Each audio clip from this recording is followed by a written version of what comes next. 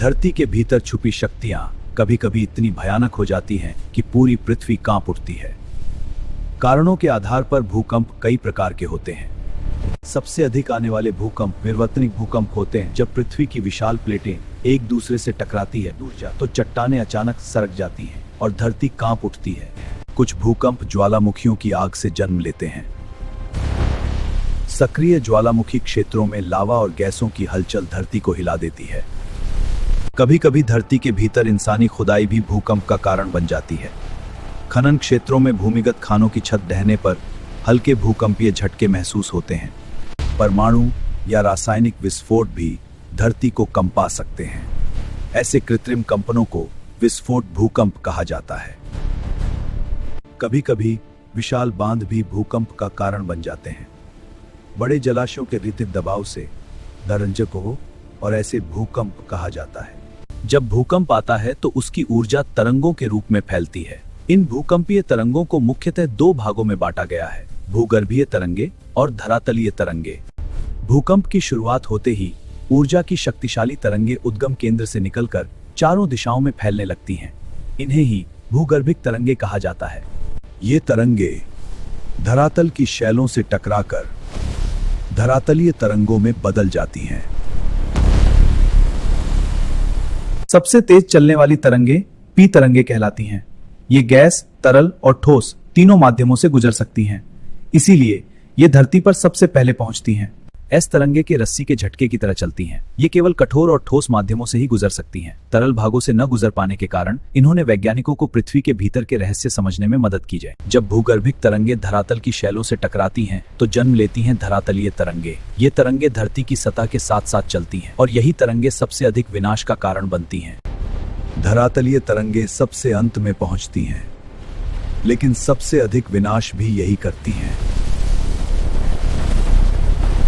इमारतों का टूटना, बांधों का हिलना और जमीन का धंस जाना। धरती पर होने वाला अधिकतर नुकसान इन्हीं तरंगों की वजह से होता है। भूकंप के बाद सबसे पहले पहुंचती हैं पी तरंगे। ये अत्यंत तेज गति से चलती हैं और ध्वनि तरंगों की तरह आगे बढ़ती हैं। इनकी तीव्रता धरातल सबसे अधिक होती है, लेकिन गहराई बढ़ने के साथ इनका प्रभाव धीरे धीरे कम होने लगता है। पी तरंगे गैस, तरल और ठोस तीनों माध्यमों से गुजर सकती हैं। इनकी कंपन दिशा तरंगों की दिशा के समानांतर होती है और ये शैलों में संकुचन और फैलाव उत्पन्न करती हैं। पी तरंगों के बाद धरती पर पहुंचती हैं एस तरंगे। ये अपेक्षाकृत धीमी होती हैं और सागरीय लहरों की तरह चलती हैं। एस तरंगे केवल ठोस पदार्थों से ही गुजर सकती हैं।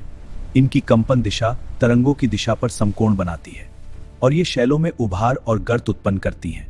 पृथ्वी के भीतर छुपी परतों को समझना सिर्फ विज्ञान नहीं बल्कि धरती के रहस्यों को जानने की कुंजी है। इसी से हमें पता चलता है कि भूकंप और ज्वालामुखी क्यों आते हैं, कैसे बनते हैं विशाल पर्वत और कैसे पृथ्वी की प्लेटें लगातार गतिशील रहती हैं। यही ज्ञान हमें पृथ्वी के विकास की कहानी भी बताता है। जब भूकंप आता है तो उसकी तरंगे धरती के भीतर दूर दूर तक फैलती हैं और भूकंप लेखी यंत्र इन तरंगों को रिकॉर्ड कर लेते हैं। लेकिन पृथ्वी पर कुछ क्षेत्र ऐसे भी होते हैं जहां कोई भूकंपीय तरंग पहुंच ही नहीं पाती। इन रहस्यमयी क्षेत्रों को भूकंपीय छाया क्षेत्र कहा जाता है। पृथ्वी के भीतर छुपी हुई आग जब बाहर निकलती है तो जन्म होता है ज्वालामुखी का। यह पृथ्वी पर होने वाली एक अचानक और भयानक घटना है। धरती के भीतर से लावा, गैस, धुआं भयानक विस्फोट के साथ बाहर निकलने लगते हैं। पृथ्वी पर मौजूद ज्वालामुखी अपनी गतिविधियों के आधार पर मुख्यतः 3 प्रकार के होते हैं। सक्रिय ज्वालामुखी वे होते हैं जिनमें बार बार विस्फोट होते रहते हैं। इनका मुख हमेशा खुला रहता है। इटली का एटना ज्वालामुखी इसका प्रमुख उदाहरण है। प्रसुप्त ज्वालामुखी लंबे समय तक शांत रहते हैं, लेकिन इनके फिर से सक्रिय होने की संभावना बनी रहती है और जब ये अचानक फटते हैं तो भारी विनाश करते हैं। विलुप्त ज्वालामुखी होते हैं जिनमें विस्फोट पूरी तरह बंद हो चुके होते हैं और भविष्य में फिर से फटने की संभावना भी नहीं रहती है। ज्वालामुखी केवल विनाश ही नहीं करते बल्कि पृथ्वी पर नई भू आकृतियों का निर्माण भी करते हैं। जब कोई ज्वालामुखी बहुत अधिक विस्फोटक होता है तो उसका ऊपरी भाग भयानक विस्फोट से उड़ जाता है और वहां बन जाता है एक विशाल गहरा गड्ढा जिसे काल्डेरा कहा जाता है। जब ज्वालामुखी का विस्फोट कम शक्तिशाली होता है तो लावा फव्वारे की तरह बाहर निकलता है और निकास नालिका के पास धीरे धीरे जमा होकर एक शंकु जैसी आकृति बना देता है। इसे सिंडर शंकु कहा जाता है। कभी कभी लावा भूगर्भ की दरारों में भर जाता है और वहीं ठंडा होकर जम जाता है। जब यह संरचना धरातल के समकोण पर दीवार की तरह खड़ी हो जाती है तो इसे डाइक कहा जाता है। हर ज्वालामुखी का लावा धरती की सतह तक नहीं पहुंचता। कभी कभी यह भूगर्भ के भीतर ही ठंडा होकर नई चट्टानी आकृतियां बना देता है। बैथोलिथ भूपर्पटी के भीतर गहराई में फैला हुआ विशाल गुंबदाकार मैग्माई पिंड होता है जो कई किलोमीटर तक फैला रहता है।